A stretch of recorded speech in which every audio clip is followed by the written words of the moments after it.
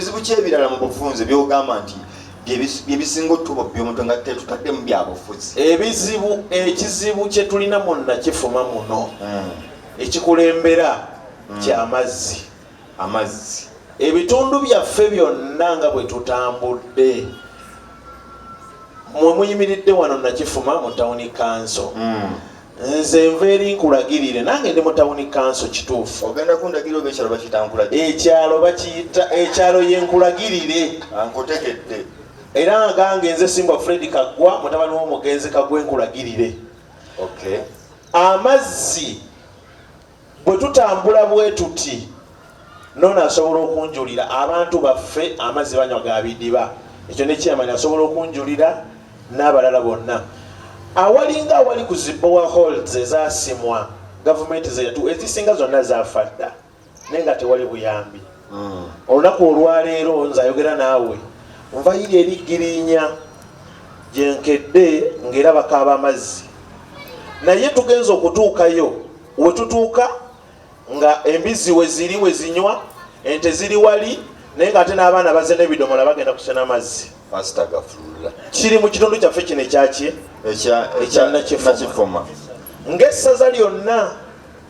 Ekyokubiri obuzibu obulala bwe tufunye bw'abagagga muganda wange bayogeddeko abagula ettaka eby'ettaka era nze nja kukusaba mukulu Nuruddin otuweeyo olunaku lumu okyaleko ku byalo byaffe bino enkulagirire oba ekabulo oba emakukuba kubanga sebo twalumbiddwa omugagga aguze yagamba nti ayina square mile number ayagala kusengula ebyalo bisatu naye twekubidde endulu mu buli office wabula buli avaayoko n'ayogera gwe bateekako omusango ne baagala bamukwate oba okugamba nti oyo bamuwa ssente oyo twamusasula dda kiri bwe kiti ne bwe kiti. Kati obukyayi bwonna butandise mu kitundu kyaffe kino ate bireeta insecurity mu kitundu bijja byekyusakyusa. Eyasooka yali mwami Guludene n'abeera nga atigomya abantu ku kyalo bakadde baffe mwami Guludene yayinanga emmotoka naye nga okuwulira obuwulizi omusinde gw'emmotoka bataata baffe nga bayingira olusaalu. Omukulu ayingidde. Omukulu akoze eki? Ayingidde mu kitundu. Mukulu Guludene Mukama n'ajja amuyita n'amutwala n'amujjulula. Kaakati ate batabani be ate nabo batandikidde taata we bwe yakola ki we yakoma era dduka yazzeemu dda mu byalo ewaffe. Kati bo bavuga mmotoka kyeddusaaba ate bo balina emmotoka ku luno zo ze bajja nazo zigirako n'abapoliisi n'abamagye ba gavumenti nabo era ba gavumenti ya Uganda ate ba gavumenti yawo balina obukofiira bwe butyo ate wakano bamulabako bakwata mukwati. Era nze nkukakasa essaawa yonna bakwata nze emisango gye bakanteekako olw'ettaka eryo olw'okuba nti nongezezzaako okutambuza ensonga mingi naye nze nja kusaba tujja kubyogerako nga tutuukidde ddala ku ssimu abatuuze enteekateeka tutukeko ku ttaka eryo oyogereko n'abatuuze kubanga eno tuli ku tawuni tuli wano tuli ku luguudo. Era mukulu Musoke Stephen nayogedde naye naŋŋamba tusookeeza wano mu tawuni tumale tuzekeze naye ng'ate obuzibu obunene buli nkulagirira olunaku olwaleero abavubuka bali ku dduka ekyamazima tebakyakola abo gye bagamba gye bajja omusenyu byebisenyi bye bimu omugagga byaganda okusibako olukomera abitwale kati ayagala yekolawo tebatubuulira bawoza twagula simanyi tulina ebyapa ettaka limu liriko ebyapa bya mirundi ebiri balemeddwa okutunnyonnyola ekituufu tugezezaako ne ku Buganda Land Board etuyambe. Ogambe gwani? Nze Simbwa Fred Kaggwa awakula ennume. Okay.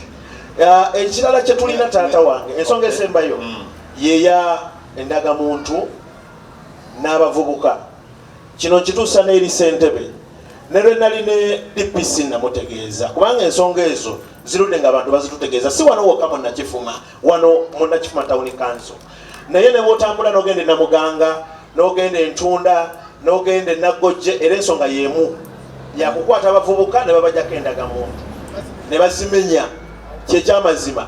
Luli nasanga muvubuka yali ava kutikka manda ng'ava mu Lukoola saawa 3 ne bamukwata ne bamuggalira.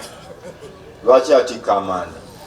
ogwo siko bamuvunaana lwaki atambula ekiro ku ssaawa 3 oba yali kati muno aido gwafukanga gwe musango gwa buli muntu alimu nga tebafuddeeyo oba olyani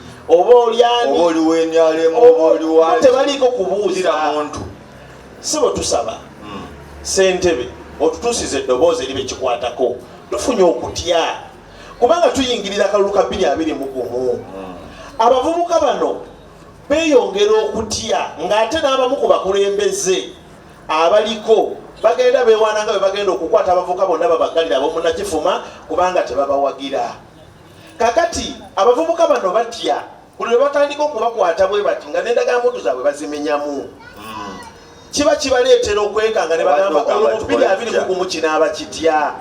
Tusaba abakulembeze mutuyambe ku nsonga eyo ng'obudde bukyali abantu baffe basobole okubeera nga bakkakkamu kubanga akalulu kano mwami Obedde okeetaaga n'abakulembeze abalala bonna bakeetaaga naye yatendagamu ng'ate nange nkeetaaga tutegeeragana bulungi basabo ne bannyabo akalulu kano kagenda kusinga nnyo okutambulira ku bavubuka kubanga tuli mu kiseera kyakwagala nkyukakyuka. Kati abavubuka naddala ffe aba people power buli lwe tubeera mu nsonga ne batandika okuteekawo embeera ebasiba nabo bafuna okutya kubanga tinga muganda wange oyo bwe banamukwata emirundi 2 nga bamusaba emitwalo 25 ekyamazima talina wagenda zikola ki ekinaavaamu ng'atya ng'agamba bannange ebyobufuzi nze mbikoze eki ate ng'emiti emito gye girina okugumiza ki. Kakati bwe tuba ng'ate emiti emito gye tutandise okutiisatiisa kitegeeza nti muba muli ku kalulu nga mmwe mulina kyemugoba ekirala okukajjamu abavubuka. So tusaba busabi aba security batuyambe ate namwe abavubuka nsaba mwebeereremu. Ngenda kuwummulamuko katono bwe tumaliriza tuve mu Bulango ate tukomewo tulina Kifuma gye tusinziira mu puroguramu Omudaala nange Noordin Ntege tovaawo.